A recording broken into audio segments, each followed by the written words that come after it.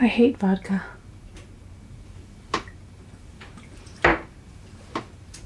Oh, that was awful.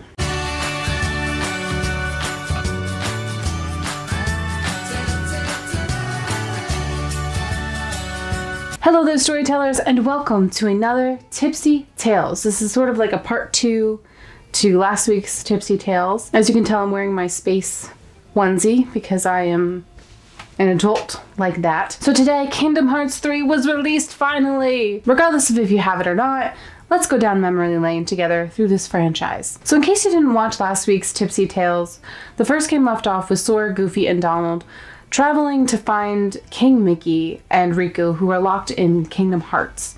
And in between the first game and the second game, there actually were 2 other games. They were kind of like mini games, sort of. Before we get into that, let's just drink.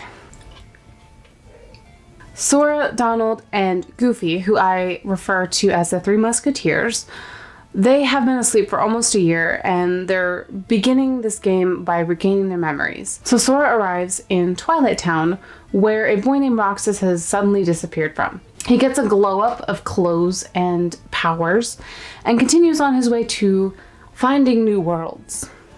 That just seemed like it needed some hand motions along with it.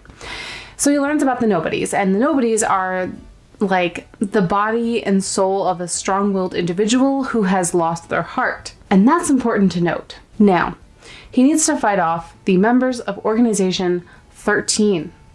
And let's talk about them for one hot sec, if we will. Organization 13 was formed by a group of 6 people who worked under Ansem the Wise. And yes, that is the same name as the antagonist from the first game. Now, he worked out of Hollow Bastion and had an apprentice named Xanahort? No. Zahanart? I don't know how to pronounce it. I'm going to call him X. We're going to call him X. Now, along with a bunch of other nerds, they did some experiments on hearts, and Ansem eventually decided he didn't want to do anymore because he wasn't sure that the science was going in a good direction. He thought that evil could happen, which it did eventually because they created the Heartless. And they actually all became Heartless themselves, which thus began Organization 13. Now it's time to list the members of this organization. Xemnas, aka the Superior of the In-Between. He controls sorcerers, uses the attribute of nothingness, and weapons called ethereal blades, which he himself calls interdiction. He's a nobody of X, whatever. Then we have Xigbar. He's aka the Free Shooter. He controls snipers, uses the attribute of space and arrow guns called Sharpshooters, and he's a nobody of Brag. I think it's Brag. I don't know. Zaldine. He is aka the Whirlwind Lancer. He controls dragoons. I don't know if that's a typo or if that's actually dragoons. He uses the attribute of wind and 6 lances called Lindworm, which sounds really creepy to me. He's a nobody of Dylan.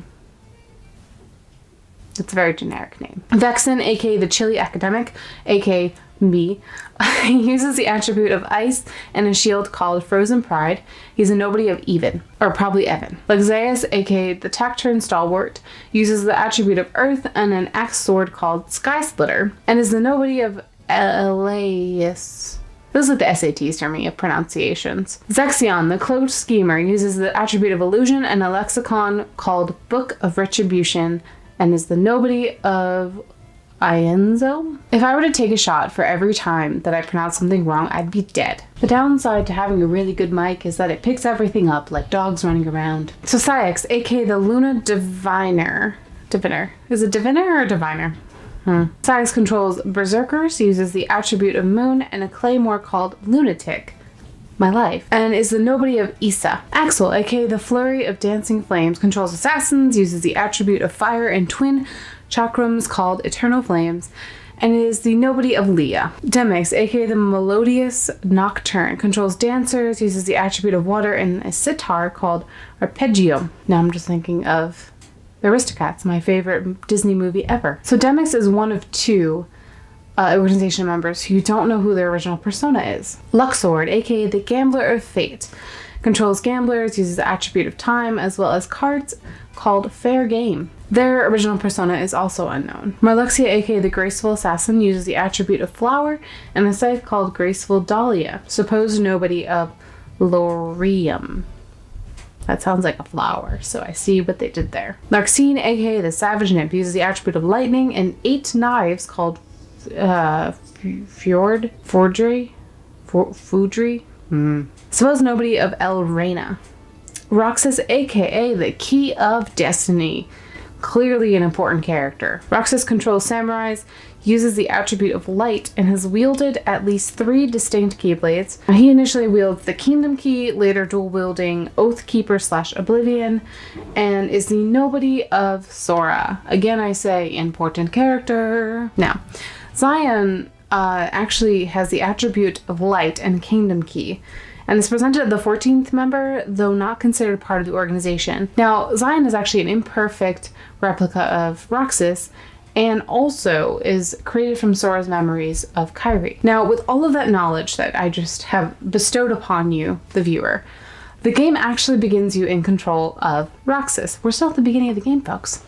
There's a lot happening in this game. Nothing like Disney and Square Enix to give you long, drawn-out exposition. Now, Roxas actually dreams of Sora's adventures, and some shady stuff within Twilight Town begins to happen. He comes upon a Keyblade and fights off a bunch of nobodies, and eventually Axel appears like a ginger from hell, and he's very familiar with Roxas, but Roxas does not feel the same about him. He actually ends up in this abandoned mansion where he meets up with Naminé, who tells him that he is actually a nobody. Now, in the basement of this mansion, Roxas actually comes upon Sora, Goofy, and Donald asleep, and he actually merges with Sora, and thus the 3 Musketeers are awakened from their almost year-long sleep. Now, they have to go around and protect the worlds once again from the Heartless, but also the nobodies, and they have to stop Organization 13. What a way to wake up from a nap. They battle and then travel their way through the worlds and discover the history of the organization, which I just gave you so you don't have to go through that again. Now, Xemnas, for some reason, I haven't played the game, so I don't know. Eventually, they reveal that the nobodies plan to create a whole nother door to the Kingdom Hearts, which will then give the nobodies an ability to gain hearts and get their hearts back, which, in retrospect, A, this is a movie that I would watch, and B, kind of a noble cause if you think about it. And after confronting and defeating more members of the organization, Sora then goes to the world that never was. But he's there to settle the score with the organization. There's so much noise, I'm sorry. We're almost through, I promise, we're almost there. So Sora reunites with his friends Riku and Kairi, and he actually begins to learn the truth that I'm hoping all of us have known this entire time, that Roxas is his nobody and Kairi's nobody is Naminé. And they were both created when they both lost their hearts in the first game. So at the end of this game, Xemnas is the only Organization 13 member left, and Sora and Riku team up and they defeat him, so the Organization 13 is now dead. So they all return to their home worlds, as you would presume, and they all live happily ever after. Unless you watch the scene after the game credits, which shows Sora, Riku, and Kairi receiving a letter from King Mickey. You don't see what's in this letter, though, and that's what we presume Kingdom Hearts 3 is about, which by this point we would kind of know because it's released. Now, I haven't decided if I'm going to get Kingdom Hearts 3, so let me know in the comments if I should, if you think it'd be a good game. Again, I have not played Kingdom Hearts 2. I've not finished Kingdom Hearts 1, but I do there's somewhere in me that holds a place for this. I'm not really sure why. And be sure to hit that subscribe button and also take a journey, an adventure of your own, to my Patreon page, which is where you can support this channel more directly, and I am able to give back to you what you give to me. So thank you for watching. I really did enjoy doing this like 2-part series of what is this called? I'm gonna go have a lot of carbs, but thank you for watching and keep on shining, storytellers.